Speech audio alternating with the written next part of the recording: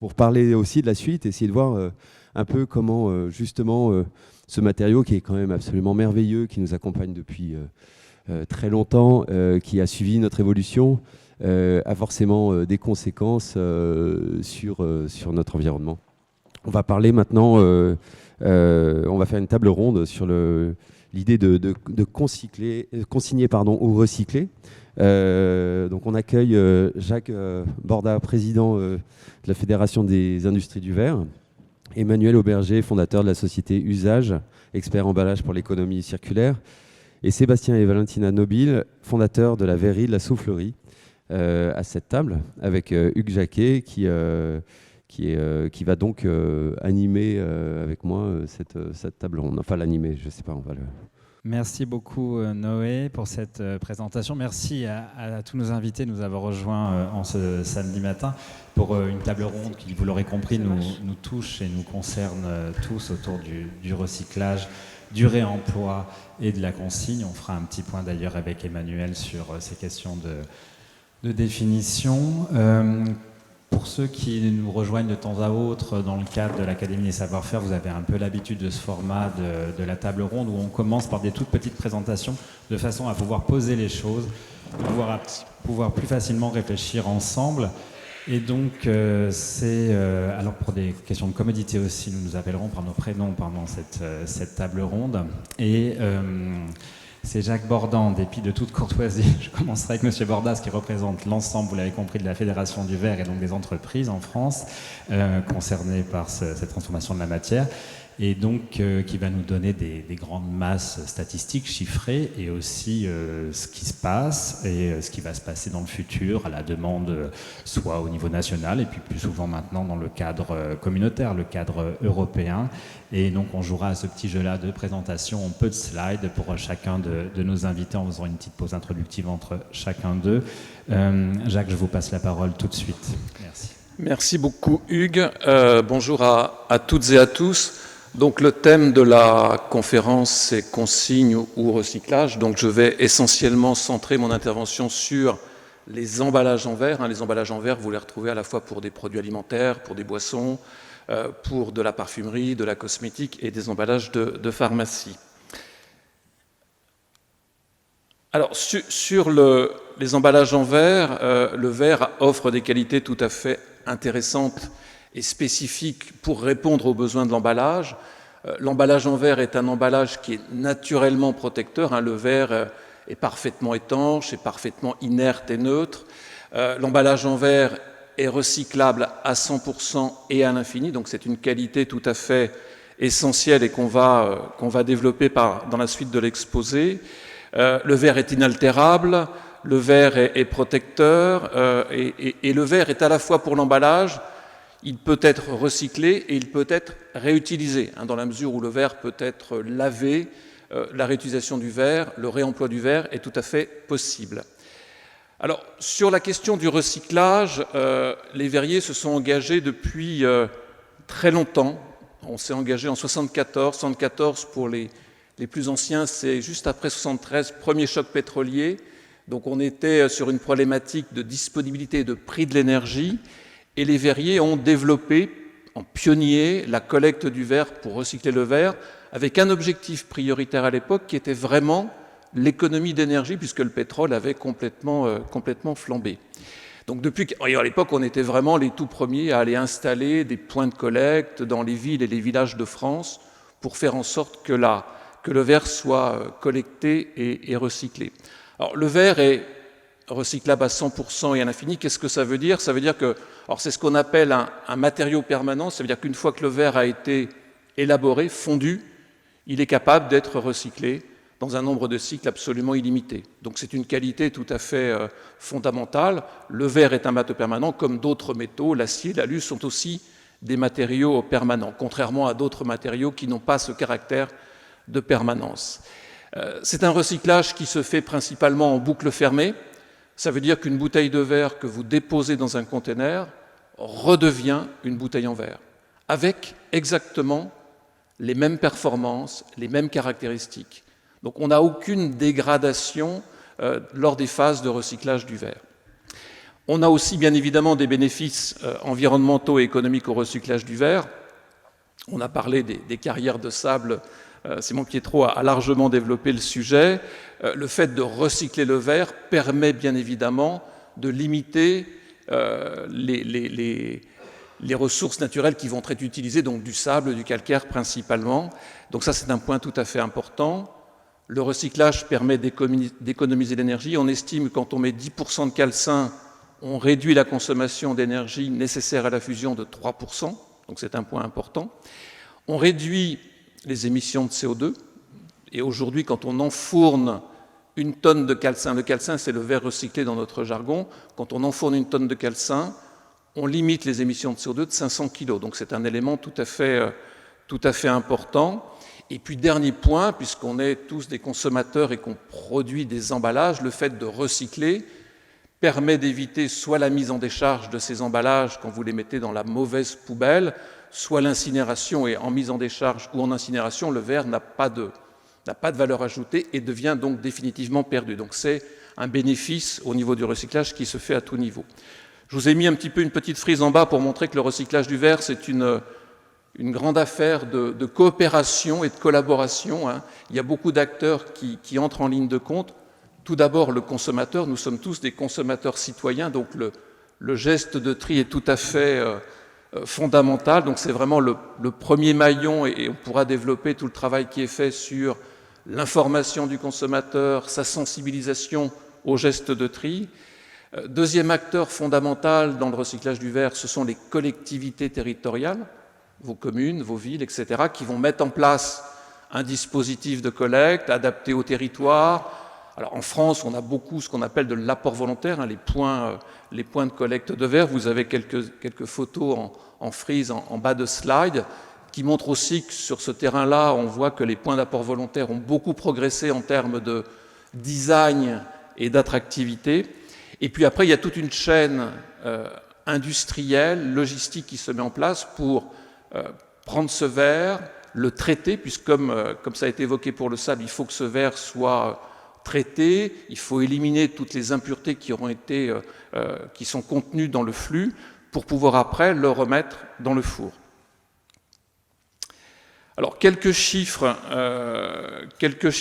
sur la collecte de verre. Vous avez la petite courbe qui donne le taux de recyclage du verre. Donc vous voyez une courbe qui croît d'une façon tout à fait régulière depuis maintenant de nombreuses années. Et aujourd'hui, on a plus de 3 bouteilles sur 4, 3 emballages en verre sur 4 qui sont recyclés. Donc on est dans la très bonne moyenne européenne. Ça fonctionne très bien, et ce qui est très encourageant, c'est que la collecte de verre continue à progresser malgré un niveau de performance élevé. On a fait en 2020, dans une année un peu compliquée avec la crise sanitaire, une croissance de la collecte de verre de près de 3%. Ça veut dire que le geste de tri est très intégré par le consommateur et continue à se renforcer parce qu'il y a tout un tas d'efforts qui sont faits par les acteurs, par les collectivités territoriales. On pourra parler après aussi des éco-organismes Citeo qui travaillent aussi sur la question, qui permettent de renforcer ce geste de tri. Alors, pour donner un ordre de grandeur en tonnes, on collecte aujourd'hui 2 200 000 tonnes de verre.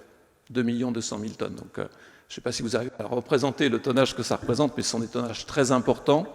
On a en France un dispositif, je le disais, qui s'appuie essentiellement sur la collecte en apport volontaire. On a sur le territoire français de l'ordre de 200 000 points d'apport volontaire qui ont été mis en place, investis par toutes les communes de France pour offrir une grande simplicité au geste de tri. Et en termes de gisement, c'est-à-dire ce qui est produit en termes de déchets, on distingue deux gisements, ce qu'on appelle le verre ménager, donc c'est le verre qui est produit par les ménages, par vous, par moi, qu'on estime à 2 400 000 tonnes. Et puis après, il y a le gisement des professionnels, tout le circuit des cafés, hôtels, restaurants qui pèse grosso modo 400 000 tonnes de verre. Le point important, et ça a été dit, c'était un petit peu aussi une question qui a été posée sur la consommation de sable. Aujourd'hui, dans les fours d'emballage, la première matière première, c'est le verre recyclé. Le verre recyclé pèse aujourd'hui 65% des matières premières pour faire un emballage. Donc bien évidemment, quand on met du verre recyclé, on met moins de sable dans la composition. Donc je dirais que les ressources en sable sont naturellement préservées par le développement régulier du recyclage du verre. Et on a dans certains fours verriers, par exemple ceux qui produisent des bouteilles de teinte foncée, des bouteilles vertes, des bouteilles de champagne, des bouteilles de Bordeaux, on a plus de 90% de calcin, plus de 90% de verre recyclé. Donc la bouteille de champagne que vous consommez peut-être ce soir, elle contient très très majoritairement du verre recyclé. On a une organisation qui est extrêmement bien structurée sur le territoire français. On a des usines, on a 17 usines en France qui recyclent le verre. Elles sont bien réparties sur le territoire. On a un petit creux dans la zone Grand Ouest où il n'y a pas d'usine verrière, mais je dirais qu'on a quelque chose qui est équilibré. Et ce qui fait qu'entre le point de collecte, l'endroit où vous déposez votre bouteille en verre dans le conteneur, et l'usine dans laquelle on va recycler le verre, on a en moyenne 260 km. Donc on est vraiment dans une logique de recyclage de proximité. Et puis on a estimé, on a fait une étude récemment, qu'il y a à peu près 1600 emplois qui sont liés à la collecte et au recyclage du verre en France. Donc ces emplois qui correspondent aux gens qui vont collecter le verre, qui vont le traiter, etc., etc. Un dernier slide peut-être pour insister sur ce qui touche à nos émissions de CO2. Ça a été dit, pour faire du verre, Simon Pietro l'a évoqué, il faut fondre le verre, il faut passer par une phase de fusion. Et donc aujourd'hui, sur nos émissions de CO2, c'est un point éminemment stratégique sur lequel toute l'industrie du verre est très engagée. On a 80% de nos émissions de CO2 qui viennent de l'énergie qui est consommée dans nos fours pour fondre le verre. Donc l'énergie, c'est essentiellement aujourd'hui du gaz naturel et un tout petit peu de fuel, mais qui est en voie de disparition. Et puis on a 20% des émissions de CO2 qui sont liées au phénomène de décarbonatation des matières premières. Et donc on travaille pour décarboner notre industrie sur ces deux axes.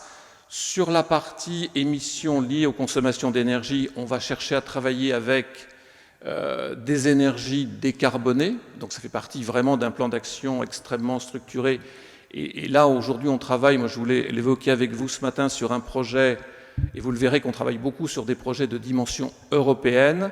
On travaille sur un projet qui s'appelle Furnace of the Future, le four du futur.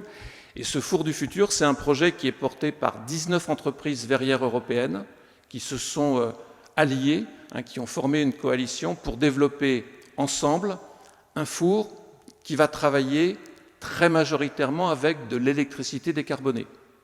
Donc il y a un projet, il y a un pilote, il y a un vrai four qui va être construit en Allemagne à horizon 2022-2023. Donc on n'est pas en train de parler d'un horizon très lointain, 2030. On est vraiment sur quelque chose de concret.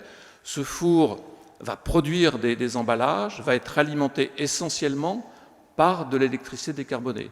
Et après, en fonction des résultats, la technologie va être disponible à l'ensemble des acteurs, des 19 acteurs de ce projet. Donc c'est un projet européen qui est porté par l'ensemble des verriers européens, qui est extrêmement structurant. Et puis on travaille par ailleurs sur la décarbonation de nos énergies, sur d'autres formes d'énergie, bien évidemment, sur l'hydrogène. On parle en ce moment beaucoup d'hydrogène un petit peu partout dans les médias, mais on travaille aussi sur la biomasse, sur le biométhane, qui sont aussi des axes de progrès tout à fait essentiels. Et sur l'autre axe, donc sur les 20% qui sont liés à ce qu'on appelle aux émissions de process, à la décarbonatation des matières premières, le recyclage du verre est une façon de réduire, puisque quand on met du calcin, du verre recyclé dans un four, il n'y a pas de phénomène de décarbonatation. Donc c'est une voie tout à fait essentielle pour réduire ces 20%. Et là, on travaille sur un projet européen qui s'appelle Close the Glass Loop, fermer la boucle du verre, avec un objectif de collecter 90% du verre à horizon 2030. Alors c'est un objectif européen, en sachant que certains pays partent d'un petit peu plus bas. C'est vraiment une moyenne européenne qu'on veut atteindre. En France, on s'est donné un objectif d'atteindre 90% à horizon 2025.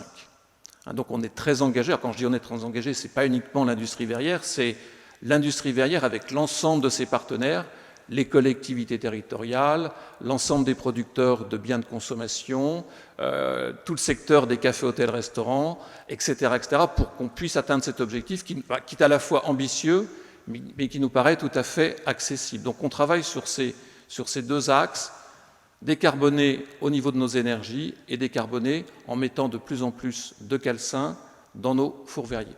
Merci beaucoup.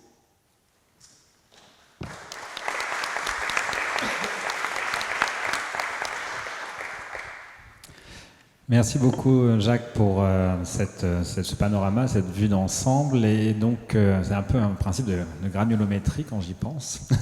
On descend à chaque fois un petit peu d'échelle, et c'est aussi, on en parlera plus tard, des échelles territoriales en termes de complémentarité entre recyclage, qui était le sujet principal de Jacques, bien sûr vous l'aurez compris, et cette question du réemploi et de la consigne. On reviendra d'ailleurs sur cette question de définition. Et donc maintenant avec Emmanuel Auberger, donc un ancien cadre de l'industrie verrière, mais qui a fondé il y a quelque temps l'agence Usage, et donc il va nous expliquer plus spécifiquement quel type de propositions ils mettent en place, et il en est le président. Merci. Merci Hugues. Effectivement, je suis le troisième ancien Saint-Gobain de la matinée. Le métier d'usage, c'est de nous sortir du tout jetable en développant le réemploi des emballages.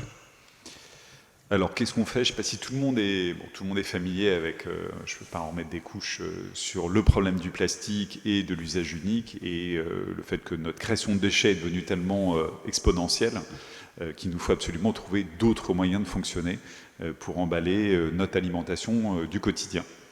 Alors, on utilise beaucoup dans ces questions d'économie circulaire ce qu'on appelle la pyramide inversée de gestion des déchets. Il faut d'abord essayer de réduire, c'est-à-dire essayer de se passer d'emballage.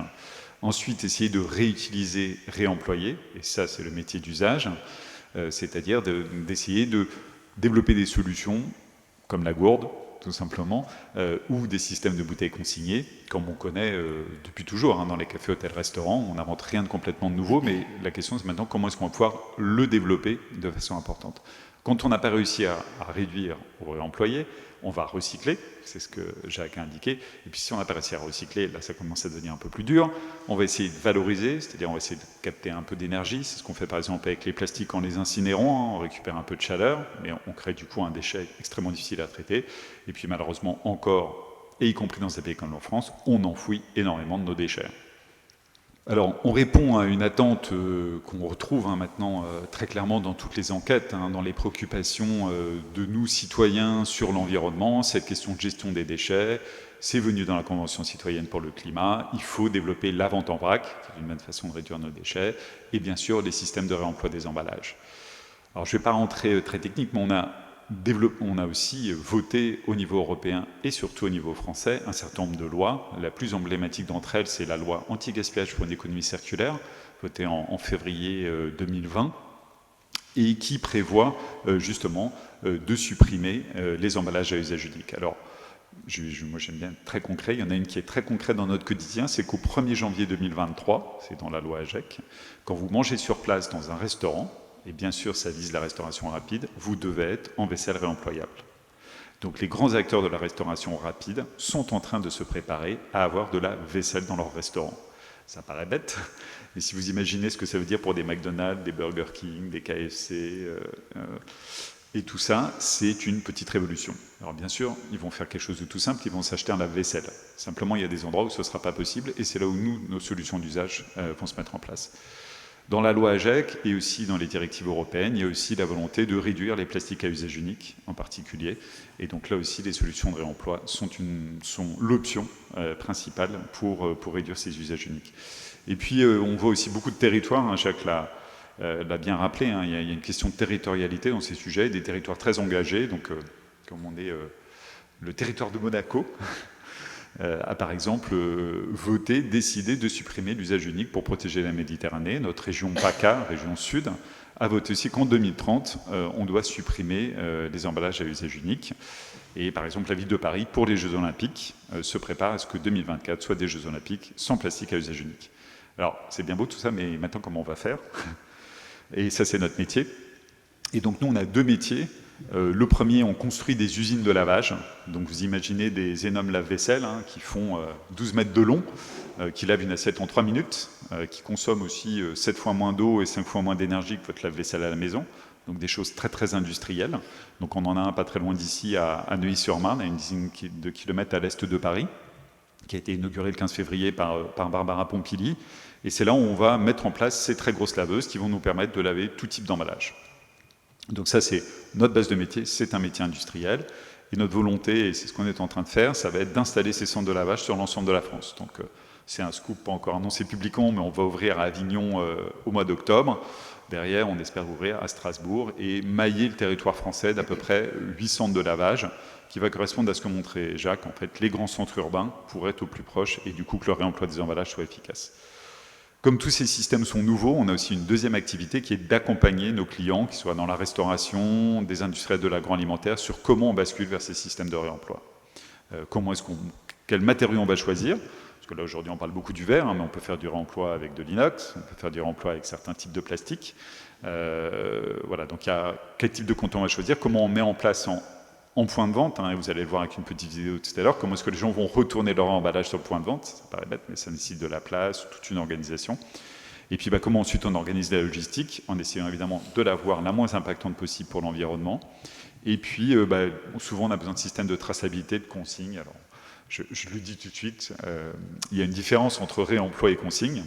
Le réemploi, c'est le fait de réemployer un emballage. On n'a pas besoin nécessairement de le consigner pour le réemployer. La consigne, c'est le principe qui consiste à rajouter quelques centimes au prix d'un objet pour s'assurer que la personne va bien vous le ramener. Donc c'est le cas par exemple de cartouches SodaStream ou du but-à-gaz. On veut vous ramener le but-à-gaz, donc on vous le consigne 20 € pour être sûr que vous allez bien le ramener.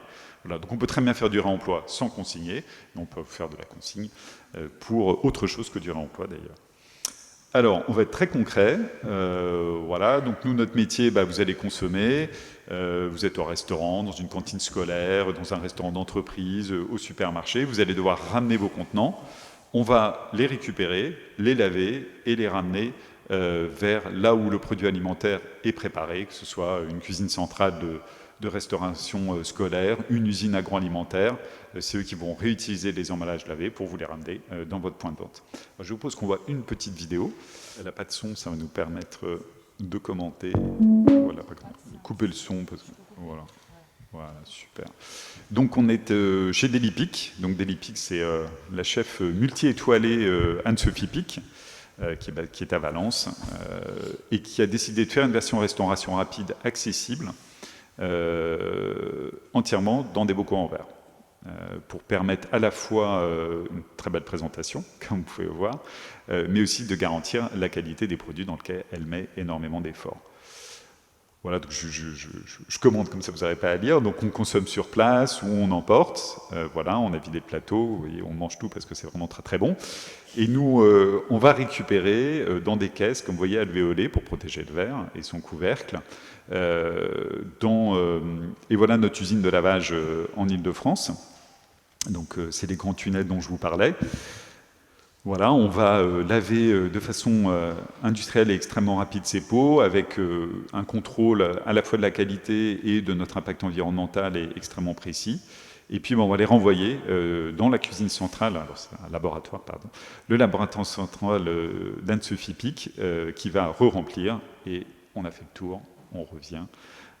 Et du coup, on a réussi à faire un repas d'excellente qualité en ne créant absolument aucun déchet, en évitant le gaspillage alimentaire, parce que le verre permet aussi de pasteuriser. Donc c'est du zéro gaspillage alimentaire, zéro déchet et super qualitatif. Voilà le métier d'usage.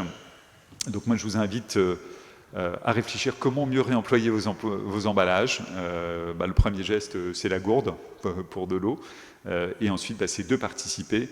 Voilà, pour que ces modèles émergent, il faut aussi que des enquêtes consommateurs où tout le monde se dit prêt, il faut maintenant faire le geste d'être prêt à ramener ces emballages, de faire la phase d'après et de s'engager dans cette dynamique du réemploi. Voilà. Merci beaucoup Emmanuel.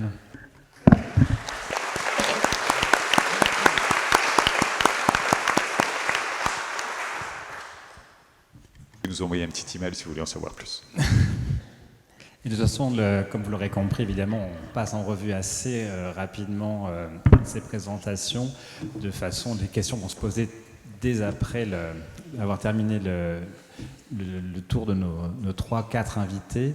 Et encore une fois, donc un changement d'échelle, mais on trouvait ça intéressant, d'une part, de ramener l'artisanat au sein de la table ronde, parce qu'on est sur des flux qui sont notamment du côté de Jacques extrêmement importants, avec, donc on a vu ce nombre de sites pour le recyclage, 17 c'est déjà pas mal, mais c'est pas non plus énorme à l'échelle d'une population de 65-67 millions. Et on avait trouvé intéressant d'inviter donc Sébastien et Valentina Nobilet, donc qui ont créé il y a maintenant quelques années la soufflerie. Ils vont nous expliquer justement dans ce petit film comment ils travaillent. Déjà vous voyez qu'ils travaillent assis. Ils vont nous expliquer aussi pourquoi est-ce qu'il y a un rapport avec notamment leur matière première. Ils ont décidé au départ de collecter le verre autour de l'atelier. Donc là on a encore descendu d'une échelle au point de vue territorial. On est sur le voisinage. Comment cette pratique a évolué, quelles limites vous avez peut-être pu rencontrer aussi. Autant de questions auxquelles vous répondrez peut-être dans le film ou alors après entre nous quand le débat sera ouvert. Merci beaucoup de nous avoir rejoints. Bon, tout d'accord. Merci à vous.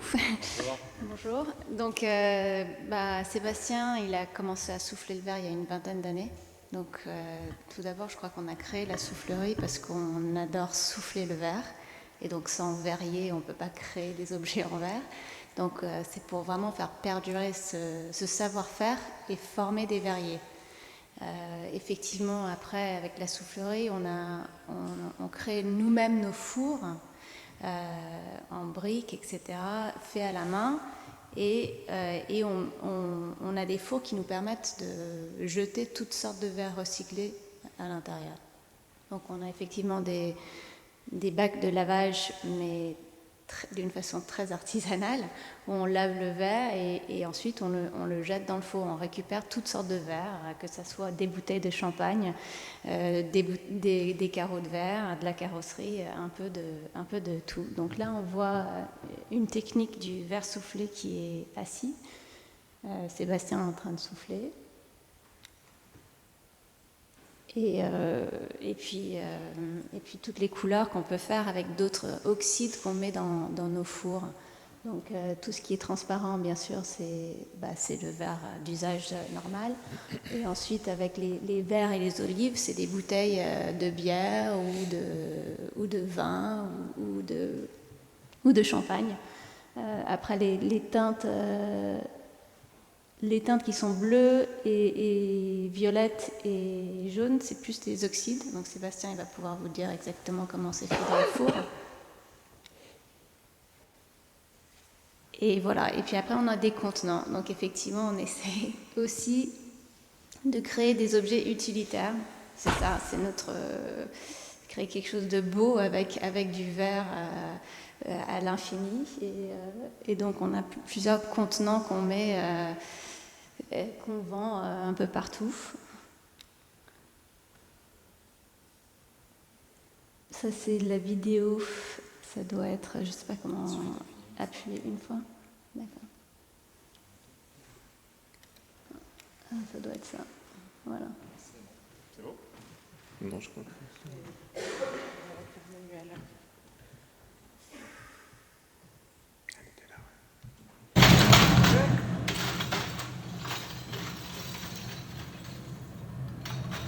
Voilà, donc là on voit, on reçoit le verre qu'on casse, qu'on lave, qu'on enlève à la main parce qu'on est artisanal, toutes les petites impuretés, disons le métal. Après tout ce qui est papier et couverture sur les bouteilles, on le laisse parce que ça se fond dans le four. Et contrairement à d'autres industries ici, nous les impuretés, on les garde. On aime quand le verre il chante, on aime quand il y a du mouvement dans le verre. Nos fours ils montent jusqu'à 1200 et en fait notre production on la garde vraiment en mouvement quand il y a une qualité dans le verre qui a ses imperfections.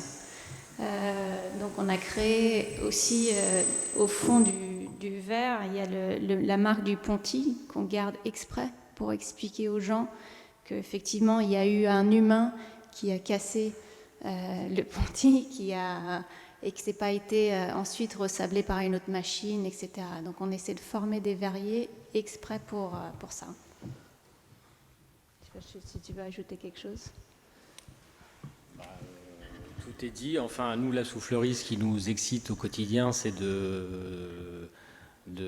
c'est le savoir-faire du maître verrier qui est très, très, très important. Et c'est ce qu'on...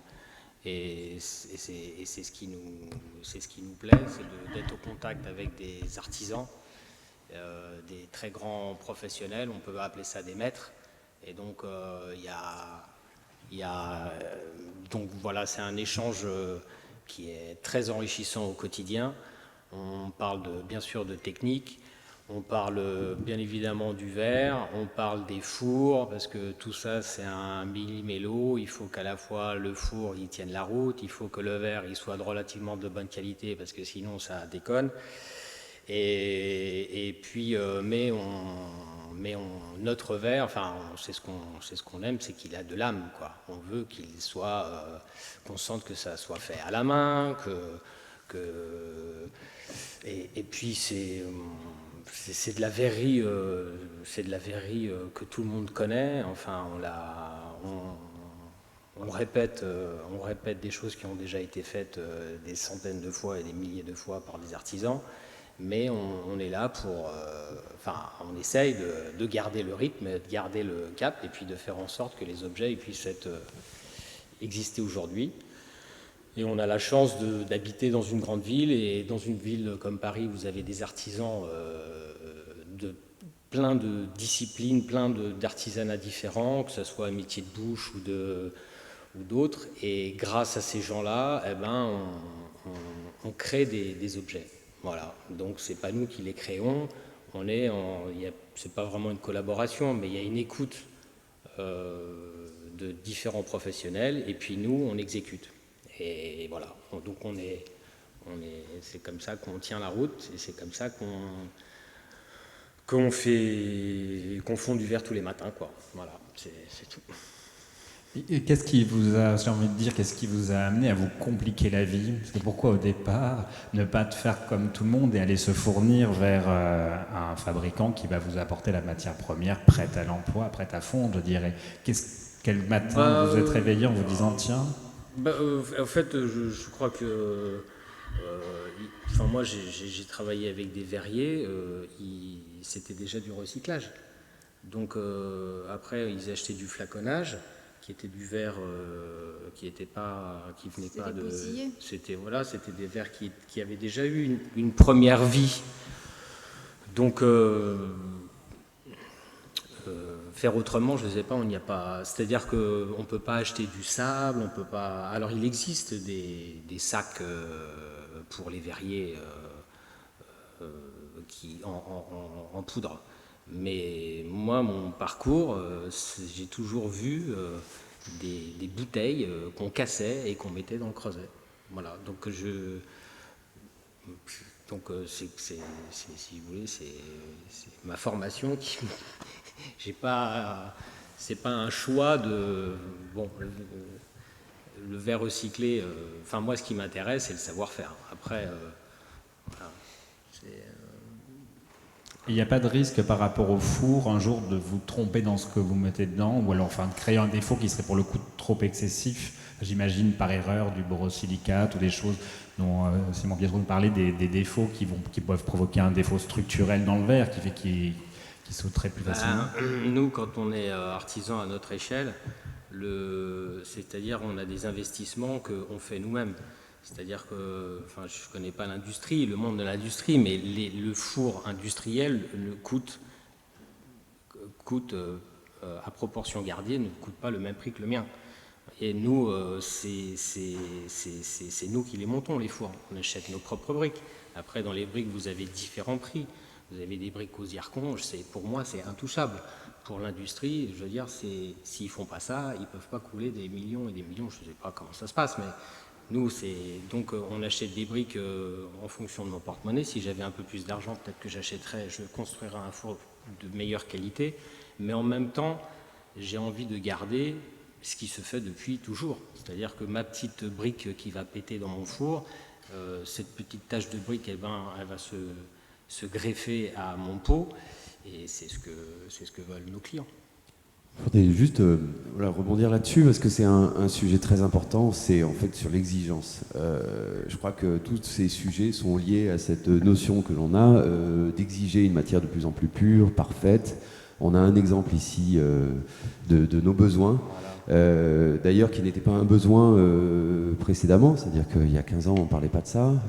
Donc aujourd'hui il y a un cercle vertueux dans le verre qui est incroyable et je trouve que toutes les initiatives sont merveilleuses, que ce soit à l'échelle européenne et j'espère mondiale plus tard, et d'un point de vue plus localisé aussi avec le projet d'Anne-Sophie Pic qui est absolument incroyable, que j'aimerais bien voir un McDonald's aussi comme ça un jour. Je crois qu'il y a un petit chemin quand même à parcourir, même s'il y a des obligations. Et bien sûr, à une échelle beaucoup plus locale, on se rend compte aussi qu'il y a une exigence qui diffère, à savoir les besoins de l'industrie. Donc j'imagine que le verre recyclé dont on parle n'est pas forcément utilisé pour nos écrans de téléphone. Et aussi l'acceptation du défaut, je crois que c'est un truc que l'on n'a pas vraiment dans notre société, c'est la possibilité d'accepter que les choses ont une vie, une sorte d'humanité et une texture. C'est ce qu'on retrouve justement avec l'idée de garder la trace du Ponty, qui est vraiment qu'on retrouve aussi dans les verres anciens. Et donc c'est cette ambiguïté et ce sujet qui va être vraiment un sujet social et un sujet de fond, comment accepter l'imperfection. Voilà. Et je voulais savoir justement comment se positionne le recyclage dans cette optique-là. Est-ce qu'on va accepter d'avoir des bouteilles, même de champagne ou autre, avec des couleurs différentes qui vont varier, etc. Et puis d'autre part, comment est-ce qu'on fait pour traiter aussi ce nouveau sujet qui est arrivé sur la table ? Alors, si on prend l'exemple des bouteilles de champagne, très clairement, dans une bouteille de champagne, le défaut n'est pas acceptable, parce que si votre bouteille de champagne a un défaut, il y a un risque d'explosion, donc personne ne voudra l'accepter. Non, ce que je répondrais est un petit peu en lien avec ce que présentait Simon Pietro, c'est-à-dire qu'on a sur le verre recyclé, qui est un déchet à l'origine, donc dans ce flux, et une photo a été présentée là, il y a des bouteilles en verre, mais il y a tout un tas d'autres produits, il y a du plastique, il y a des pierres, il y a de la porcelaine, il y a de la céramique, il y a des métaux, et puis il y a quelquefois des choses assez surprenantes. On peut retrouver des produits qui viennent dans ce flux, et on a un niveau d'exigence pour remettre 90% de calcin dans des fours qui font des bouteilles de champagne, qui fait qu'on est amené, par exemple, sur le calcin, sur la part des infusibles, et Simon Pietro a très bien expliqué ce qu'étaient les infusibles, ce qui va créer les défauts verriers. À l'entrée d'un centre de traitement, on a grosso modo 5 kg de céramique, porcelaine, etc., qui correspondent aux erreurs de tri, qui sont relativement inévitables. Et quand on va traiter le verre, on va ramener ces 5 kg à moins de 10 grammes à la tonne. Donc je vous laisse imaginer ce que ça suppose comme moyen technologique déployé pour passer de 5 kg à 10 grammes à la tonne. Et 10 grammes à la tonne, ça rejoint un petit peu le petit calcul de tout à l'heure sur combien de grains de sable dans 1 kg de sable. C'est-à-dire que on est vraiment, on cherche à la petite bête, on va aller chercher le moindre défaut pour avoir après des emballages qui soient de qualité parfaite, parce que les exigences demandées par nos clients sont de plus en plus élevées et on doit répondre à leur cahier des charges pour des questions de sécurité, pour des questions d'efficacité. Donc, dans nos produits industriels, on aura de toute façon cette pression très forte sur des exigences de qualité. Et pour intégrer de plus en plus de calcin dans les fours, ce qui est vraiment notre objectif, on a aussi cet objectif d'amélioration de la qualité qui reste permanent. Donc on a fait d'énormes progrès sur le traitement du verre collecté. Il y a 20-30 ans, on était beaucoup sur des opérations de tri manuel, qui étaient des opérations complexes, difficiles, fatigantes, je vous laisse imaginer. Et aujourd'hui, on est essentiellement sur des opérations de tri automatisées, mécanisées, et qui, en termes d'efficacité, ça n'a plus rien à voir. Et donc la tendance, elle est vraiment d'aller vers une qualité de plus en plus parfaite, parce qu'on a besoin de cette qualité à l'entrée de nos fours. Même en verre recyclé. Même en verre recyclé. Et c'est compliqué parce que le flux est fondamentalement un flux forcément pollué au départ. Et donc justement, on pourrait penser que ça devient vertueux et qu'on est sur un cercle fermé. On pourrait même fermer la boucle à un moment donné, ou est-ce que c'est complètement impossible parce que nos besoins sont grandissants? Bon, on est capable de fermer la boucle pratiquement. Hein. On est capable de fermer la boucle. Sur la qualité, je voudrais revenir parce qu'en fait, pour compléter ce que dit Jacques, c'est de quelle qualité on a besoin. Nous, notre métier, c'est l'alimentaire. Donc, c'est sûr que tout ce qui est hygiène, c'est pas de compromis possible. On peut s'empoisonner. Donc, cet aspect-là de qualité sanitaire, il faut être le plus proche possible du zéro risque. Après, il y a des choses sur lesquelles il faut qu'on réfléchisse comme société. On voit bien dans les cafés, hôtels, restaurants, hein, vous avez des bouteilles consignées, on a ce qu'on appelle des marques de rodage. Vous savez, une petite marque blanche, parce que les bouteilles se frottent les unes contre les autres quand on les reconditionne. Ça n'a aucun risque, ça ne fragilise pas la bouteille, c'est juste esthétique. Et donc, oui, là, il faut se poser la question de savoir si cette qualité-là est importante, avoir quelques petites marques de rodage. On voit par exemple, dans des pays où on réemploie beaucoup le verre, où les bouteilles de coca font par exemple 100 tours, les bouteilles sont très rodées, si vous avez voyagé dans des pays asiatiques ou en Afrique. Et pourquoi est-ce qu'en Europe, Coca-Cola va se dire qu'il vaut mieux écarter, parce que sinon le café va râler que la bouteille paraît trop rodée. Et ça, ce type de comportement, ça, il faut qu'on change. Très clairement, si on veut avoir une meilleure gestion de ressources sur la planète, il faut que ce type de qualité inutile, cette recherche de l'absolue qualité inutile, il faut absolument qu'on en change. Oui, mais alors paradoxalement, on a des besoins de qualité extrême comme justement tous les outils technologiques que l'on utilise, ou alors le verre architectural. Le verre plat, qu'est-ce qu'il en est au niveau du recyclage? Alors, sur le recyclage du verre plat, le verre plat est un tout petit peu différent de l'emballage. Quand on fait une bouteille, elle est directement utilisée par l'embouteilleur et mise sur le marché. Il n'y a pas d'opération de transformation de la bouteille. Le verre plat, comme c'était expliqué précédemment, on fait des plaques qui après vont être transformées, vont être découpées. Et donc vous avez déjà toutes les chutes de découpe liées aux opérations de transformation qui, elles, sont aujourd'hui parfaitement collectées, recyclées. Et ça, c'est un système qui fonctionne extrêmement bien puisqu'on travaille entre partenaires industriels. Le défi sur le verre plat, il est essentiellement sur les déchets du bâtiment. Les déchets du bâtiment, que ce soit sur la déconstruction, quand on démolit un immeuble, par exemple, ou sur tout ce qui concerne les travaux de rénovation, la performance en termes de collecte, aujourd'hui, elle est vraiment, on est balbutiant, on démarre tout juste. On a, nous, démarré un programme il y a quelques années pour tester les choses, et la loi AGEC, à laquelle faisait référence Emmanuel, prévoit la mise en place au 1er janvier 2022, donc c'est très bientôt, et on y travaille d'arrache-pied. Elle prévoit la mise en place ce qu'on appelle une responsabilité élargie du producteur qui va concerner tous les déchets du bâtiment. Alors, je vous laisse imaginer ce que ça représente en termes de tonnage. C'est monstrueux, parce qu'il y a à la fois des granulats, il y a du béton, il y a des métaux, de l'acier, de l'aluminium, il y a du verre, il y a du plastique, il y a du plâtre, de la laine de verre. Enfin, c'est 40-45 millions de tonnes de déchets. Et donc l'idée, c'est de structurer la récupération de ces déchets pour en améliorer le recyclage. Donc on est, nous, très optimistes sur la capacité à mieux collecter le verre. Et pour collecter le verre plat, il faut mettre en place des dispositifs qui vont permettre aux artisans, par exemple, qui font de la rénovation, de ramener leurs fenêtres, de pouvoir collecter ces fenêtres, les démanteler pour les recycler. Donc ça fait partie des enjeux qui arrivent, et sur lequel, très clairement, les niveaux de performance de recyclage pour le verre plat n'ont rien à voir avec ce qui est sur le verre d'emballage. Le verre d'emballage, on a démarré il y a 45 ans, donc on a tout un historique, et donc on a un peu de retard. Mais un retard qui est étrange, parce qu'on a quand même une architecture qui est de plus en plus demandeuse de verre, qui va de plus en plus vers l'édifice tout vert. Tout à fait. Et donc, c'est étrange d'avoir un retard au niveau de la question du recyclage ou de réutilisation. Et d'autre part, pour avoir assisté à quelques chantiers de démolition, on est un peu loin du tri des matériaux. Oui, pour une raison assez simple, c'est que le verre est inerte. Et quand on travaille sur un chantier de déconstruction, le verre part avec les inertes. Et aujourd'hui, soyons clairs, la mise en décharge des matériaux inertes ne coûte pas très cher. Donc je dirais que pour l'opérateur qui fait de la déconstruction, sur un calcul purement économique, le plus simple, c'est tout envoyer en décharge.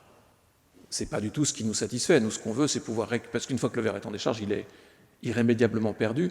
Donc ce qu'on veut, c'est pouvoir le récupérer pour pouvoir le recycler. Donc là, il y a un gros travail à faire vis-à-vis de l'ensemble des acteurs, les artisans, les sociétés de la déconstruction, etc., pour mieux collecter le verre. Et il faut le collecter d'une façon séparée. Si on collecte le verre en mélangeant le verre avec d'autres produits, son recyclage devient très compliqué. Il y a un gros travail aussi au niveau conception, j'imagine. Aujourd'hui, est-ce que cette partie-là est intégrée ou elle deviendra une norme, une obligation pour les architectes, par exemple, de penser à un bâtiment où le verre puisse être facilement détachable, on va dire, de l'ossature, voilà, au niveau des systèmes, sachant qu'en plus, on a aussi tout le défi énergétique derrière qui est d'isoler au maximum le bâtiment.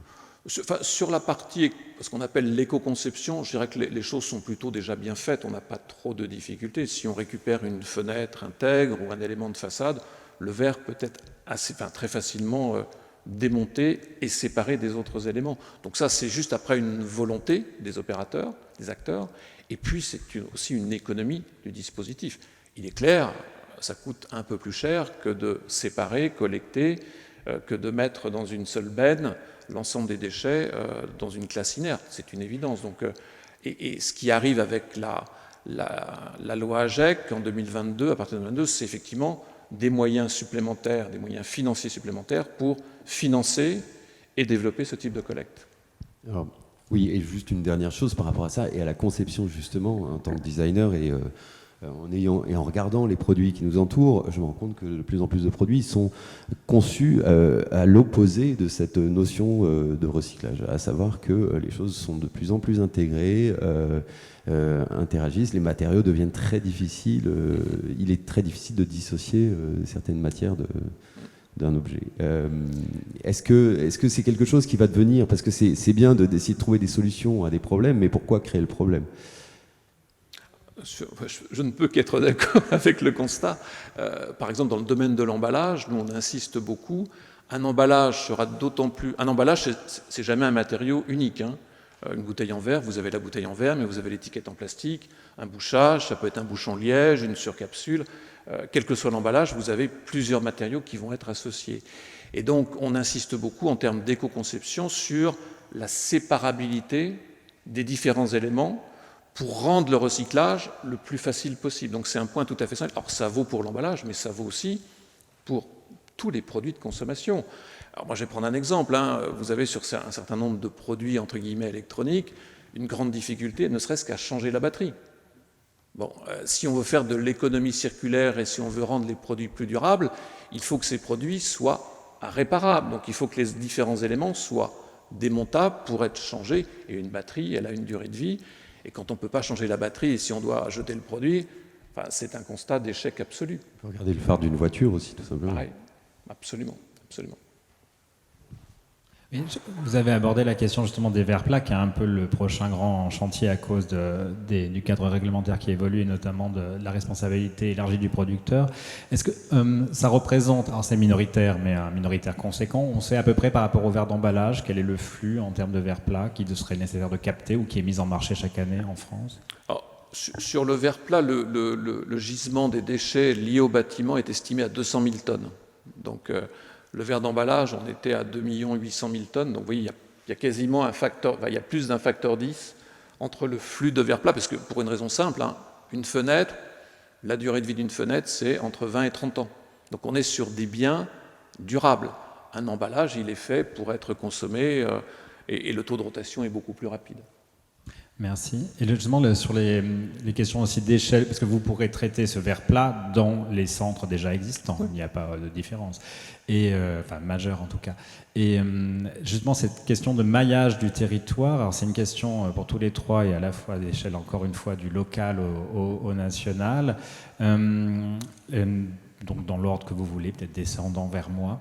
À ce moment-là, vous dites oui, effectivement, il y a un petit trou côté Bretagne qui est quand même assez conséquent en termes de transport. Je voulais savoir justement à quel moment on réfléchit. Donc vous l'avez rappelé, hein, il y a en moyenne aujourd'hui entre le lieu de collecte, la collectivité, donc le village, la ville et le centre de traitement 260 km. Est-ce qu'il y a un travail sur réduire ce transport ? Est-ce qu'il est nécessaire ou est-ce qu'il vaut mieux concentrer ?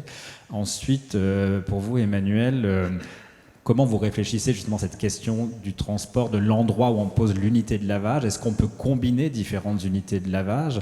Anne-Sophie Pic, vous avez montré les Daily Pic à Paris, mais il y a un Daily Pic à Valence, mais il est peut-être trop petit en termes d'échelle. Vous voyez toutes ces questions qui se posent derrière. Sébastien et Valentina aussi, est-ce que vous continuez aujourd'hui à collecter dans le voisinage, ou pourquoi ne pas aller chercher du calcin à un centre de recyclage qui, lui, a un tas de calcin devant chez lui? Je ne sais pas s'il en vend, je ne suis pas penché sur la question, mais voilà, c'est différentes échelles. Merci. Oui, juste peut-être pour répondre sur la question des transports, moi j'avais évoqué la Bretagne, vous avez rebondi. Vous avez peut-être vu sur la carte, on a des usines de production d'emballage en verre qui sont en général proches de nos clients utilisateurs. Et un des marchés importants pour l'emballage en verre, c'est le marché des vins. Donc nos usines sont souvent proches des très grands vignobles, Bordeaux, Champagne, Vallée du Rhône, Languedoc-Roussillon, Bourgogne, etc., etc. Et en Bretagne, à ce jour, il n'y a pas encore beaucoup de vignes. Peut-être que le changement climatique fera qu'on sera amené à planter plus de vignes en Bretagne.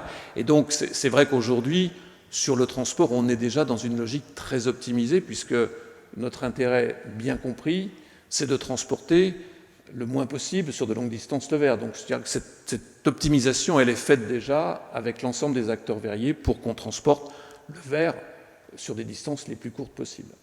Et les Bretons sont à la fois de bons consommateurs et aussi de très bons recycleurs, puisque les taux de collecte en Bretagne sont extrêmement élevés. Il y a une éducation et une rigueur dans le tri qui est tout à fait intéressante. C'est évident que pour leur emploi, cette question-là, elle est fondamentale. C'est pour ça, puisque pour réemployer, il va falloir ramener aux producteurs. Donc il faut être le plus proche possible. Alors, nous, on a deux métiers un petit peu distincts sur ce sujet-là. On a le sujet de la restauration, comme on a vu avec Anne-Sophie Pic, où là, effectivement, il faut qu'on lave au plus près. C'est pour ça qu'on est à 10 km à l'est de Paris. Il faut qu'on soit proche des grands bassins de population. C'est ça que dans le maillage du territoire qui est en train d'organiser usage, on est proche de tous les grands centres urbains. Alors, on ne sait pas si on sera à Rennes ou à Nantes ou à Angers, enfin, ça sera quelque part dans ce triangle-là. Et donc, ça, c'est une évidence. Pour notre métier de distribution alimentaire, donc, parce qu'on a un gros développement là, avec Système U, où on invite des consommateurs en Bretagne, dans l'ouest de la France, à ramener leurs bouteilles et leurs pots dans leur supermarché, de manière à pouvoir les récupérer, les laver et les renvoyer à l'industrie de l'agroalimentaire. Et là, il y a un autre enjeu qui est aussi dans la loi AGEC, qui est de standardiser les emballages. C'est-à-dire que, je vais faire un exemple très concret, Andros, que tout le monde connaît, une grosse usine à Brive-la-Gaillarde, ou Vitamont, pour ceux qui vont dans les produits bio, qui est aussi à Brive-la-Gaillarde. Si la bouteille est produite à Brive-la-Gaillarde, imaginons qu'elle soit consommée à Strasbourg, nous on va la récupérer à Strasbourg, la laver à Strasbourg et la revendre au jus de fruits d'Alsace, qui est aussi un des gros conditionneurs de jus de fruits en France. Pourquoi ? Parce qu'on va éviter que la bouteille, du coup, fasse des allers-retours. D'où l'importance de ce maillage, mais ça suppose, et c'est ce qu'est en train de faire notamment suite à la loi AGEC, l'éco-organisme Citeo, d'organiser une standardisation la plus significative possible des emballages pour permettre ce type de système. Voilà. Alors après, ça nécessite une évolution des industriels, donc c'est des choses qui prennent du temps. Voilà. Et puis le dernier point sur cette question de logistique, qui est au cœur vraiment du projet d'usage, c'est qu'on va essayer d'utiliser le plus possible ce qu'on appelle la logistique retour ou la logistique inversée. Quand les plateformes de distribution qui vont livrer une centaine de supermarchés livrent le supermarché, elles reviennent à Vigne, vers cette plateforme de distribution. Il y en a à peu près 70 en France, par exemple, pour Système U. Et donc nous, il faut absolument que nos emballages, comme c'est le cas déjà pour des palettes, pour des caisses en plastique, soient dans ce flux, parce qu'on va éviter de créer tout simplement un camion supplémentaire sur les routes. On va du coup regrouper sur la plateforme, et nous, on n'aura plus qu'à aller chercher la plateforme, les emballages à laver, pour ensuite les ramener à l'industriel alimentaire. Donc c'est une notion de logistique retour. Et évidemment, quand on est dans des centres urbains comme Paris, où l'entrée d'un camion est encore plus un sujet, il faut absolument que les camions qui rentrent dans Paris, il faut savoir que c'est des milliers de camions qui rentrent dans Paris, qui malheureusement, Paris produit très peu de choses et en consomme beaucoup. Il y a énormément de camions qui repartent à vide et il faut absolument utiliser beaucoup mieux ce flux de ressources en fait, qui est disponible, en particulier pour le remploi, mais aussi pour beaucoup d'autres choses. Mettre le centre de lavage pas loin de la plateforme. Exactement. Valentina ? Nous, notre centre de lavage, il est carrément à côté du four. Donc il n'y a pas trop de questions sur ça, mais effectivement, je pense qu'on a besoin de vous pour faire notre métier aussi. C'est-à-dire que si on n'a pas de bouteille, on n'a rien à casser, on n'a rien à mettre dans le four. Donc c'est grâce à ces industries-là qu'on peut, nous, ensuite, souffler des objets décoratifs. Effectivement, je pense qu'avec le Covid, il y a eu moins de consommation dans les restaurants, dans les hôtels, etc. Donc ça s'est ressenti, effectivement, sur notre production. Et sur notre stock après. Donc là, par exemple, j'ai vu que Coca-Cola a mis des bouteilles en verre au Franprix. J'étais juste trop contente. Donc là, on a acheté des bouteilles de Coca-Cola. Vous le verrez sur notre compte Instagram. Et ensuite, on a fait un objet avec. Trop chouette. Maintenant, il faut juste voir comment est-ce que les petits artisans comme nous et les grosses entreprises peuvent travailler ensemble pour que nous, on puisse faire des objets, des vases pour mettre sur vos tables et des verres pour boire. Je pense que c'est un sujet très important, la notion macro-micro. L'idée qu'il y ait des initiatives comme la vôtre, Valentina et Sébastien, qui ont besoin, bien sûr, qui répondent à des besoins locaux et même plus internationaux d'ailleurs, parce que vous exportez aussi vos produits.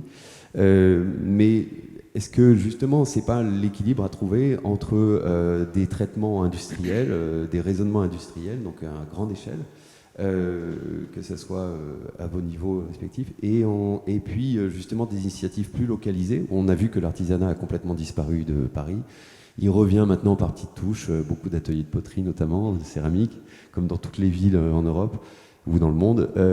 Mais est-ce que justement c'est pas cette notion-là qui pourrait être intéressant de retrouver un tissu plus local de production entre la production et la consommation, qui aussi permettrait de retrouver un équilibre dans ces données? Question ouverte. Bah oui, absolument. Après, faut voir comment. Justement, quand je vous parliez justement d'une collaboration, j'imagine que vos métiers se sont jamais vraiment rencontrés. Non, je pense que c'est justement, est-ce qu'il n'est pas intéressant d'initier ce genre de rencontre? Là, c'est peut-être une question que je pose à Jacques, d'avoir un peu plus enfin, c'est peut-être pas une problématique du quotidien chez vous, mais est-ce que ça pourrait être une possibilité? Non, c'est vrai qu'on ne s'était pas rencontrés, et je trouve que c'est intéressant de voir qu'à l'échelle de la soufflerie, etc., on utilise la même qualité du verre qui est sa capacité à être recyclé à l'infini, sur des échelles radicalement différentes en termes de volume, et que le matériau se prête totalement à ça, pour nous en tant qu'industriels, ou pour vous en tant qu'artisan souffleur. Et je pense que les deux doivent cohabiter.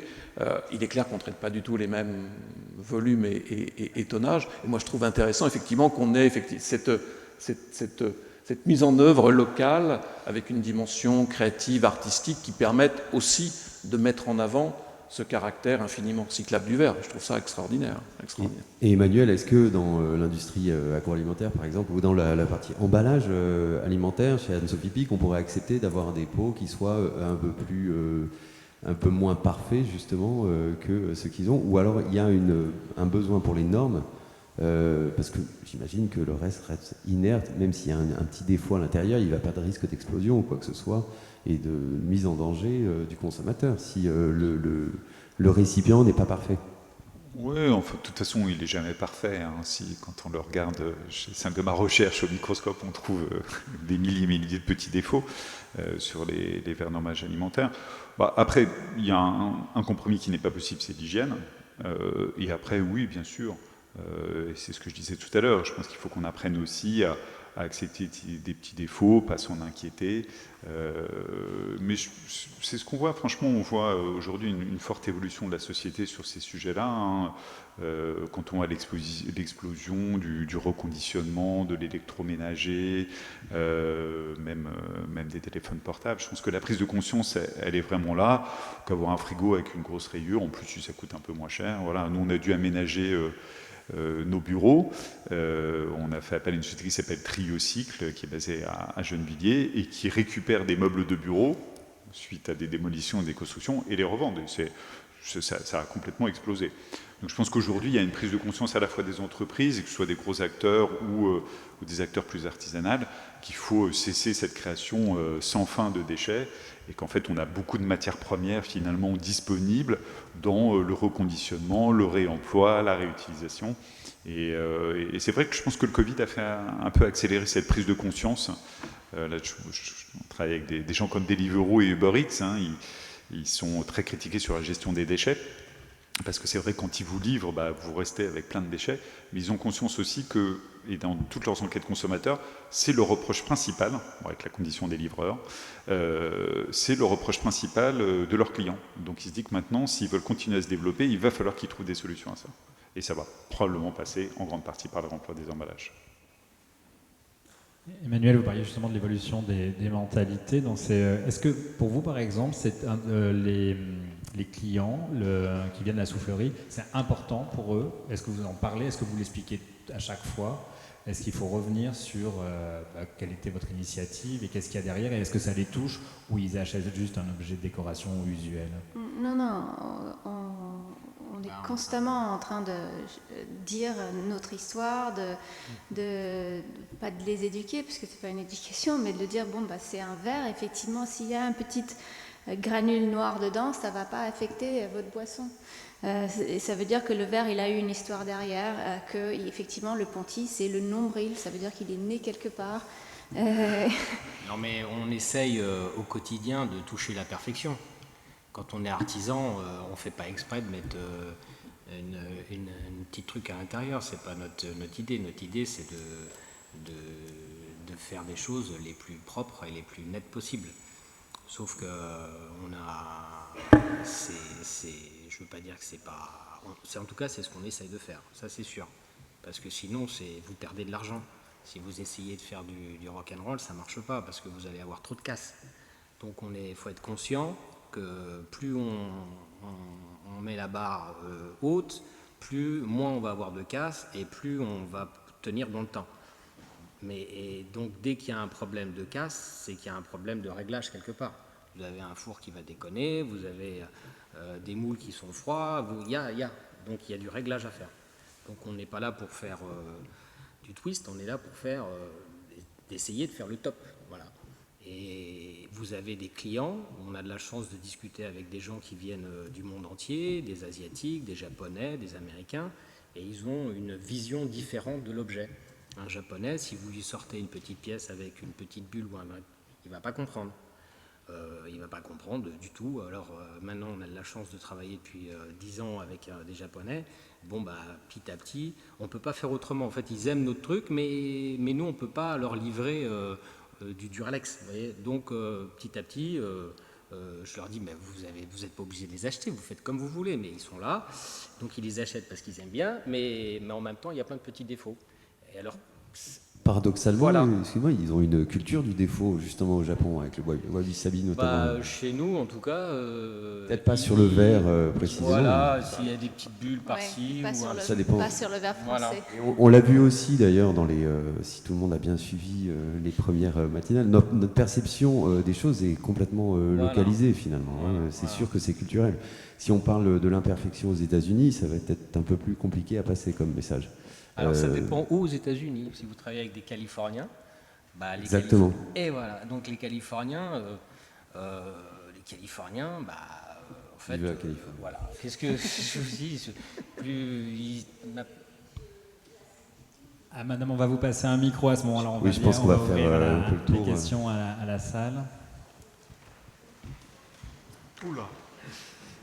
Il y a beaucoup de questions. Il n'y aura pas de pause alors.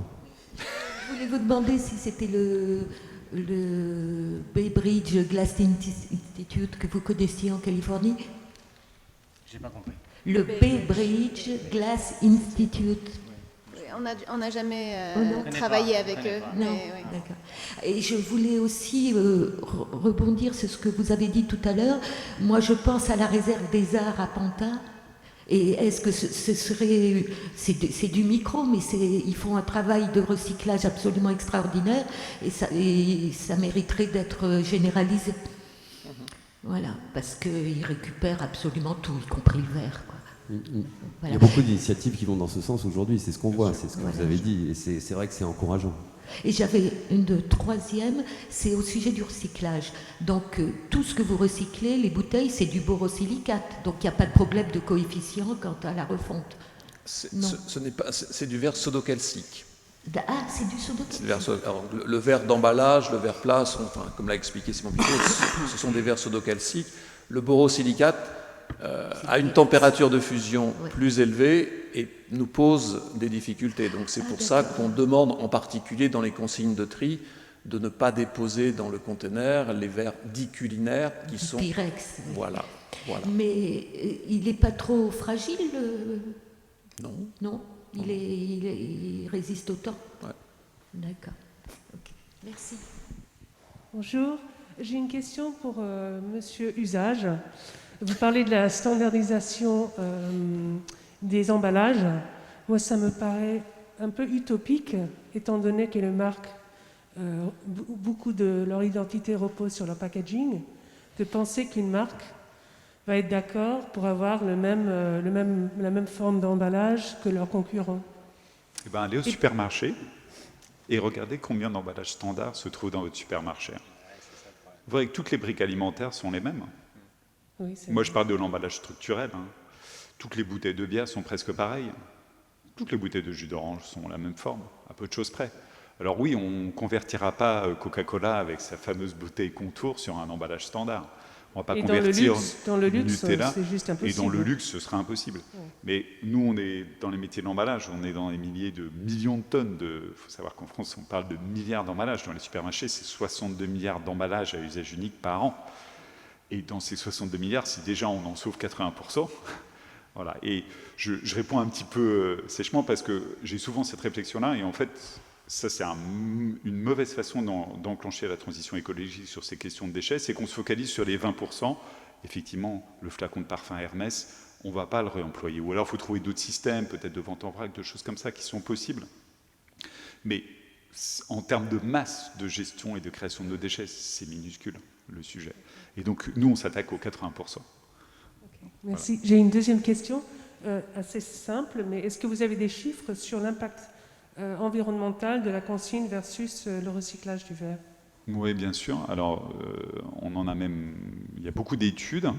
Alors, nous, on compare plusieurs choses. On compare ce qu'on appelle le verre perdu au verre qu'on va réemployer. Et on sait que, parce que comme Jacques l'a expliqué, le verre fondant à 1500 degrés, dès la deuxième utilisation, on consomme beaucoup moins de CO2. On consomme aussi, ce qui est toujours un petit peu contre-intuitif, beaucoup moins d'eau aussi pour fabriquer un emballage. On consomme beaucoup plus d'eau pour fabriquer un emballage en verre que pour le laver. Ce qui est plus intéressant, c'est quand on se compare au plastique, et notamment par exemple des bouteilles en PET, et on voit que le réemploi est capable d'être compétitif sur les gaz à effet de serre. Il y a toujours un petit avantage au plastique compte tenu de sa légèreté par rapport au poids du verre. On va consommer moins d'eau pour laver un emballage en verre que pour fabriquer une bouteille en plastique. Et puis surtout, le problème de ce qu'on appelle les ACV, les analyses de cycle de vie, c'est qu'elles ne savent pas prendre en compte d'autres éléments qui sont quand même aujourd'hui cruciaux dans la transition environnementale, qui est notamment la protection de la biodiversité. C'est ce sur quoi le plastique pose le plus de questions. Et aujourd'hui, on ne sait pas modéliser ces éléments dans les analyses de cycle de vie. Donc, on ne sait pas bien les prendre en compte. Mais dès qu'on... Et ça progresse. Hein. On voit un certain nombre de groupes, y compris des groupes alimentaires. Oui, on discutait tout à l'heure avec Jacques, l'industrie, c'est l'industrie des parfums et cosmétiques, qui a pris un certain nombre d'engagements sur la réduction des plastiques et sur le respect de la biodiversité. Voilà. Donc, il y a des choses qu'on a réalisées, mais oui, on a effectivement toutes ces données-là aujourd'hui tout à fait accessibles. Juste peut-être pour compléter un tout petit peu par vos questions sur la consigne ou le réemploi ou le recyclage, la question posée à la table ronde, c'est consigner ou recycler. La réponse est consigner et recycler. Les deux sont parfaitement complémentaires. On aura besoin des deux. Une bouteille réutilisable en fin de vie, il faut aussi la recycler. C'est extrêmement important parce que s'il n'y a pas de système de recyclage, ce sera un déchet. Donc les deux systèmes sont importants, sont utiles. Et après, effectivement, il faut se poser la question en fonction des acteurs économiques. Est-ce que c'est un business qui va se développer à l'échelle locale, auquel cas le système de réemploi peut être très bien adapté. Si on est sur des marchés mondiaux avec beaucoup d'exportations, c'est plus compliqué. On parlait des parfums, c'est clair qu'aujourd'hui, quand Hermès produit des parfums, les parfums sont vendus dans un emballage unique dans le monde entier. Donc, imaginer une solution de réutilisation est plus compliqué. Et donc, c'est vraiment à traiter un petit peu au cas par cas. Et c'est vrai que sur le système de réemploi, qu'on appelle un petit peu de façon abusive consigne, on est beaucoup sur des logiques, et ce que montrait Emmanuel au travers de Delipic, c'est vraiment ça, c'est une logique de proximité, une échelle locale. Et moi, ce qui me paraît intéressant dans les systèmes de réemploi, c'est aussi alors je ne sais pas ce que vous avez en tête, mais quand on discute de réemploi, les gens, il y a une sorte de nostalgie un peu du passé, où on a tous en tête un petit peu la bouteille. Alors, ce qu'on appelait la bouteille 6 étoiles, c'est une bouteille de vin d'1 litre, dans lequel on mettait du vin de piètre qualité. À l'époque, en 1975, on buvait 100 litres de vin en moyenne par an. Aujourd'hui, on est à 40 litres. Sauf pendant le confinement. Sauf pendant le confinement. On est passé de 100 litres à 40 litres. Les 60 litres qui ont été perdus, c'est exactement tout, entre guillemets, les très mauvais vins, le gros rouge qui tâche, qui était vendu en litre 6 étoiles. Donc, essayer de recréer aujourd'hui un système type litre 6 étoiles, c'est plus la peine puisque le marché n'existe plus. Donc je crois qu'il est important quand on parle de réutilisation de vraiment regarder les marchés d'aujourd'hui et ce qu'Emmanuel évoquait au travers de tout ce qui est restauration emportée, livraison de repas, etc. Ça fait partie des segments de marché sur lesquels le réemploi peut apporter une solution très efficace parce qu'on est dans cette logique de proximité. Uber Eats qui vous livre, il ne va pas chercher ses plats à 50 km. Donc là, les systèmes de réemploi, et on fait tous le même constat, ce qu'Emmanuel évoquait, quand on a fini un repas qui vous a été livré, vous avez une montagne de déchets, et ces déchets, entre guillemets, ils ne sont pas recyclables et ils ne sont pas recyclés. Et donc la ville de Paris s'est émue pendant la période du confinement parce que les poubelles, le volume des poubelles a explosé de par la livraison des repas à domicile. Donc là, on est sur un vrai sujet, et le réemploi doit être une solution à pousser. Mais ça veut dire qu'il faut aborder le réemploi avec une vision novatrice et pas essayer de recréer les solutions qu'on utilisait il y a 30 ans ou 40 ans, etc. C'est plus vraiment ça qui est forcément adapté, quoi. Oui. Et l'échelle locale est tout à fait fondamentale, me semble-t-il. Puis pour compléter ce que dit Jacques, il faut aussi se mettre dans nos comportements du quotidien. Là, on voit Delipic, on est dans un restaurant à la Défense. Donc c'est des gens qui vont soit manger sur place, soit manger à leur bureau. Donc ils vont repasser devant le restaurant en rentrant chez eux, en métro. Donc là, le réemploi, il est évident. Quand on va devoir prendre le train, ça va être plus compliqué. Il faut imaginer que le système de réemploi, on va le ramener.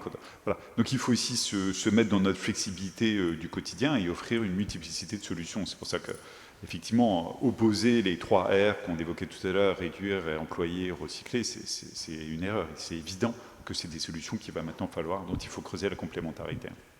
Il y a une question sur la production de la Bretagne qui ne produit pas de vin, en effet, mais produit du lait, beaucoup. À quand le retour de la bouteille de lait en verre? Alors en fait, c'est une question que j'aime bien, que j'ai tout le temps. Il faut savoir qu'en France, on boit du lait UHT. Et donc, voilà, on est dans un lieu qui s'y prête. Il faut savoir qu'en 1900, à Paris, alors j'espère que je ne dis pas de bêtises, il y avait 9000 vaches dans Paris. Parce qu'on ne savait pas conserver le lait. Ça ne devait pas sentir nécessairement très bon, en plus avec les chevaux et tout ça. Enfin bref. Aujourd'hui, il y en a. Alors, on travaille avec la laiterie de la Chapelle. Il y a 2 laiteries dans Paris qui font du fromage, mais il n'y a pas les vaches. Voilà, donc je fais une petite teinte d'humour pour dire que, en fait, nos consommations ont aussi considérablement changé. Alors, au Royaume-Uni, où les gens consomment du lait frais, là, on voit un gros retour de système de bouteilles en verre consigné. En plus, c'est des consommateurs de lait beaucoup plus que nous. Et là, on voit ça en place. En France, ces systèmes imaginaires du milkman, en fait, n'ont jamais vraiment été très significatifs en France. Mais oui, on a travaillé avec des grands groupes laitiers, on continue à travailler avec eux. Ça existe, hein, allez à la laiterie de la Chapelle, c'est nous qui lavons les bouteilles. Ils vous vendent du lait en bouteille en verre et employable. Voilà, ça reste un peu de l'artisanat. Mais il faut développer, il faut s'intéresser à ces circuits courts, comme disait Jacques, qui sont beaucoup plus vertueux d'un point de vue environnemental. Et mais qui effectivement sont aujourd'hui à plus petite échelle, donc à des coûts plus élevés. Oui, bonjour. Moi, ma question là s'adressait à l'équipe de la soufflerie. Alors, on parle finalement de fabrication responsable d'objets du quotidien. Moi, j'ai découvert vos produits chez un de vos revendeurs parisiens qui me les a présentés en fait comme étant des pièces fabriquées en France. Étant donné le prix de vente dans cette boutique, en tant que souffleuse de verre française, je suis bien placée pour comprendre rapidement que c'était pas possible. Et puis ça a attisé ma curiosité et donc en fait je suis allée creuser sur vos réseaux sociaux, vos sites internet, etc. pour essayer d'avoir en fait des indices sur le lieu de production effectif de ces objets. Et là, encore une fois, j'ai été frappée devant l'ambiguïté constante qui était menée dans une communication habile sur en fait où sont fabriqués et par qui sont fabriqués ces objets. Alors on découvre que vous, Sébastien, vous êtes souffleur, mais en fait pas. Là encore, lorsque vous présentez votre travail, vous vous présentez en tant qu'artisan, mais vous dites vous-même que finalement vous n'êtes pas fabricant. On est un certain nombre de souffleurs là dans l'assemblée ce matin et on a échangé beaucoup de regards, parfois amusés et parfois un peu en colère aussi, devant les incohérences de votre discours. Alors c'est vrai que j'aimerais bien là que vous clarifiez ce point-là devant cette assemblée. En fait, moi j'ai un peu un début de réponse parce que je pense qu'il y a des indices aussi dans la matière qui est employée, dans les formes que vous faites, éventuellement d'une production au Maghreb, parce qu'il y a des ateliers en fait qui mettent déjà en place le recyclage de verre pour fabriquer ces fameux verres à thé qui sont assez connus. Alors c'est peut-être une piste. Et au-delà de ce premier fait, je pense qu'on est nombreux à vouloir en savoir un peu plus. C'est aussi quelle est votre position finalement claire sur ce manque de transparence conscient ou inconscient du coup. Alors là, c'est pas une question, c'est une attaque. Répondre.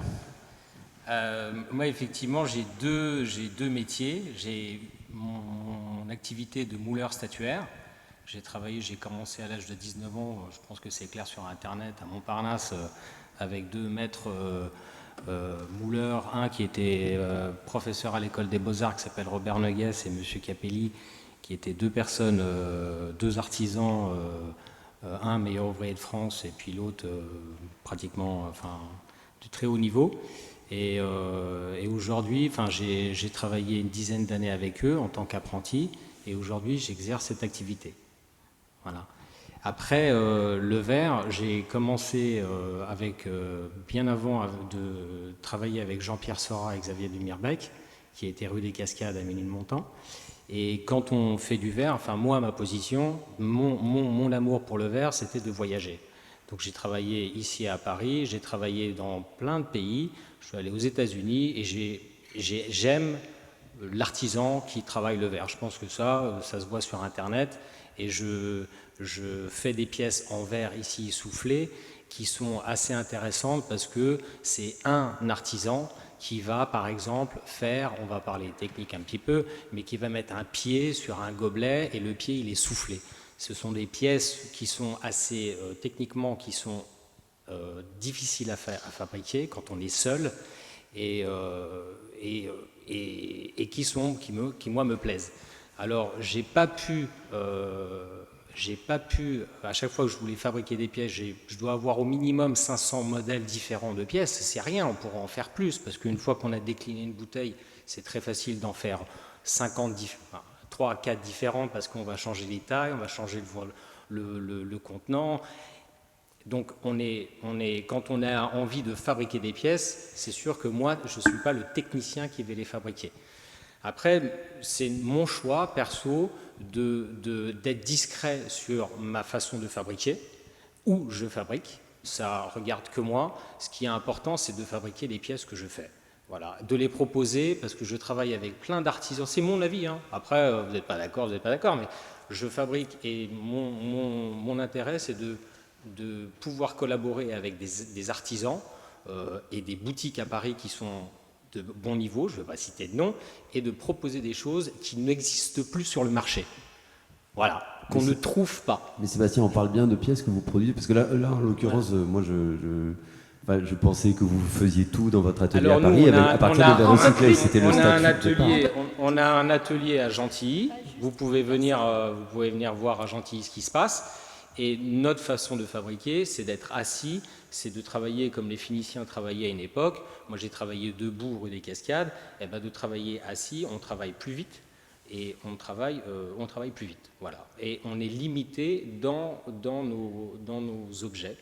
Donc, c'est pour ça qu'on ne fait pas d'apport de couleur. On travaille avec un verre qui va être teinté, le creuset va être teinté dans la masse, et on produit comme ça.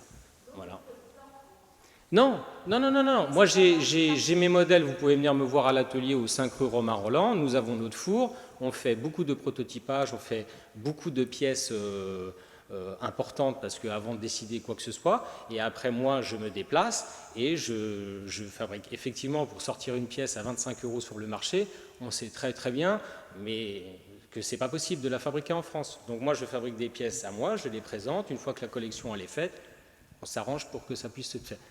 Et j'ai pas de problème avec ça, parce que ce que je fais, c'est que je vais pas vous dire combien de personnes on fait travailler, mais on fait travailler du monde. Je veux pas, oui, voilà. non, mais je pensais que justement, non, mais c'est juste, excusez-moi, moi j'ai un petit problème, parce que je pensais vraiment qu'on vous avait invité en tant que fabricant local. C'est pour ça que je parlais de l'artisanat qui devait revenir dans nos villes. Là, en l'occurrence, je connais aussi les verres athées au Maroc. J'ai 2 ateliers. Qui vous diront le paquet de 10. Je vais pas au Maroc. Je propose par contre, parce que Valentina et Sébastien sont avec nous au déjeuner, donc là j'ai vu qu'il y avait des verriers académiciens qui pourront discuter avec eux. Il y a aussi la pause qui arrive et qui vous permettra aussi d'échanger avec eux sans que ça devienne un jury populaire. Donc, je vais prendre une dernière question et après on passera dans la pause. Merci. Non mais excusez-moi, j'ai juste un petit souci. Je voulais juste comprendre. Vous produisez bien, la majeure partie de votre production vient bien de votre atelier à partir de verres recyclés. On est d'accord. On vous a invité pour ça. Une petite partie. On ne va pas dire que 100% c'est pas possible, c'est pas vrai. Il y a une partie qui est faite, oui, et il y a une autre partie qui est faite, non. D'accord. Mais j'ai pas de.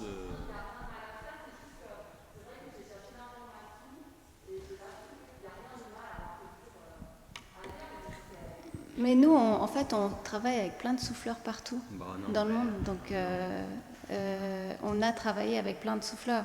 Donc, ce qu'on veut faire, c'est nos collections. Effectivement, on crée tous les prototypes, etc., au 5 rue Romain Roland à Gentilly.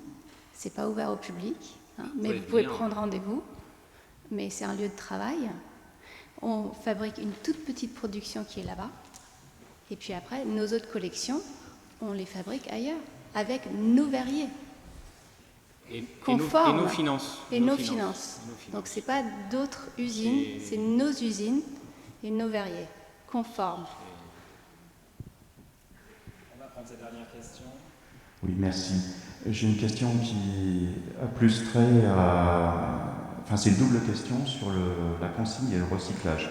On se souvient tous en France, il y a 35 ans, on avait pas mal de bouteilles qu'on consignait, notamment les verres, boissons, bières, vins par exemple, comme on parlait tout à l'heure.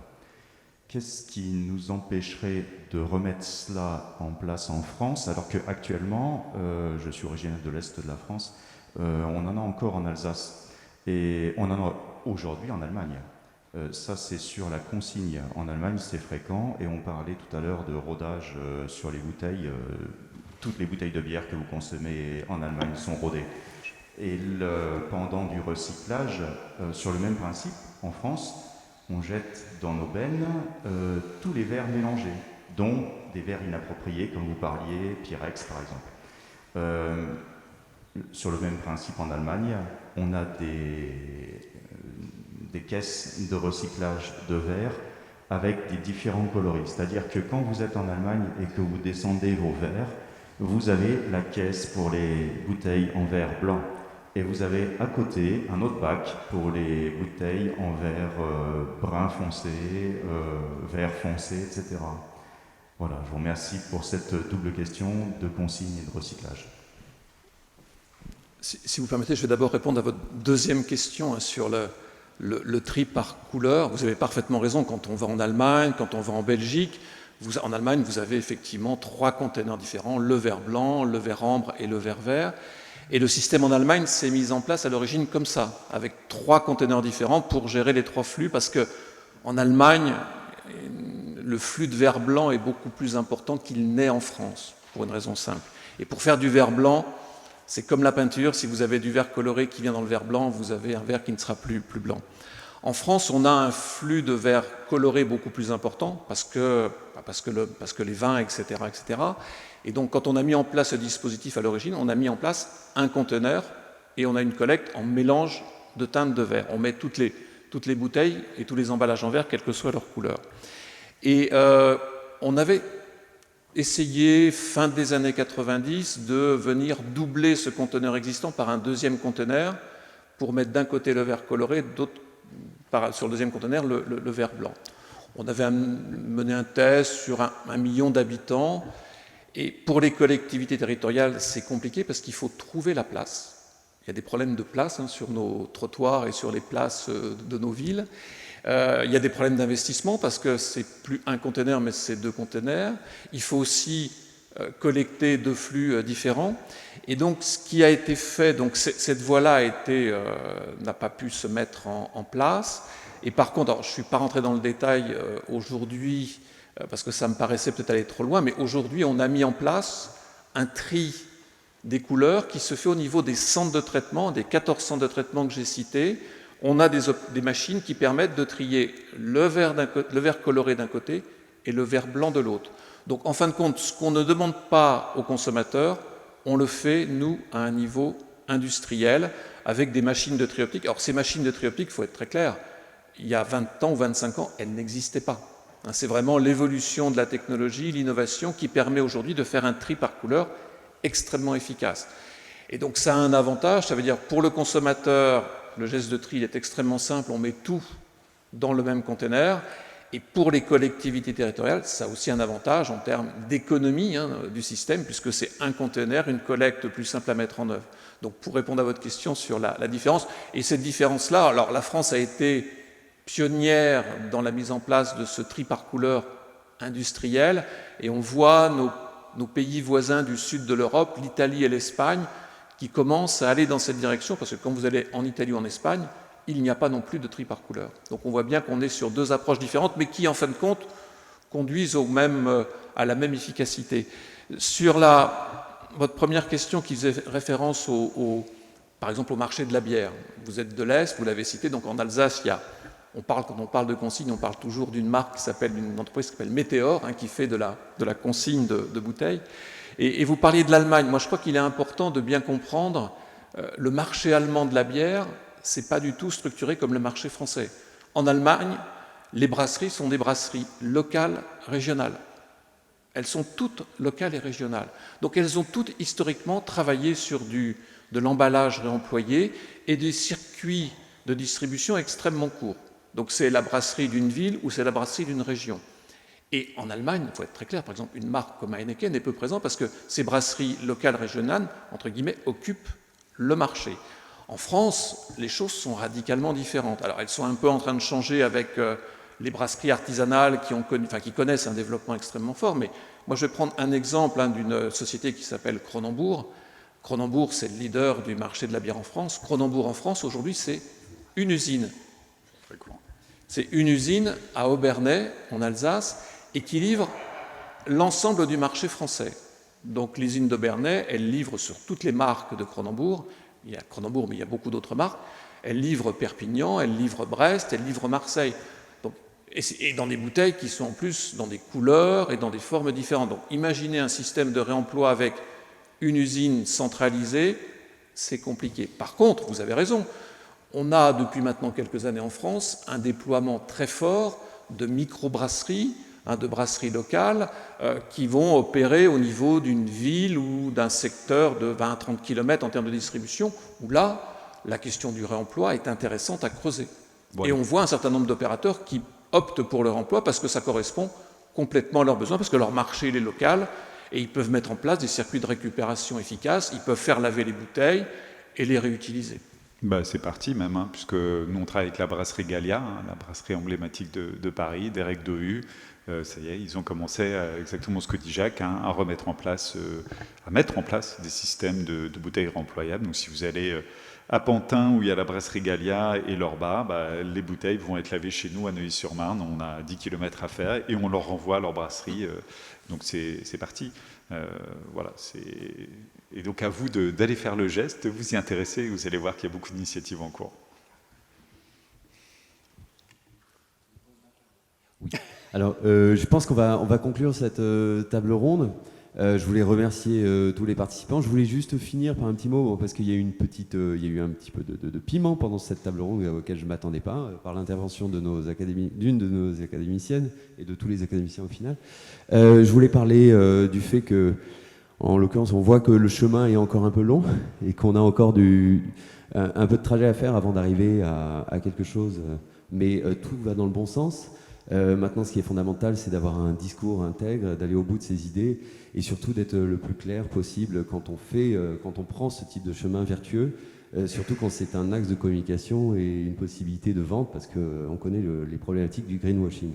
Donc, merci en tout cas d'être venus et on espère tous aller ensemble vers un avenir plus cristallin et plus lumineux.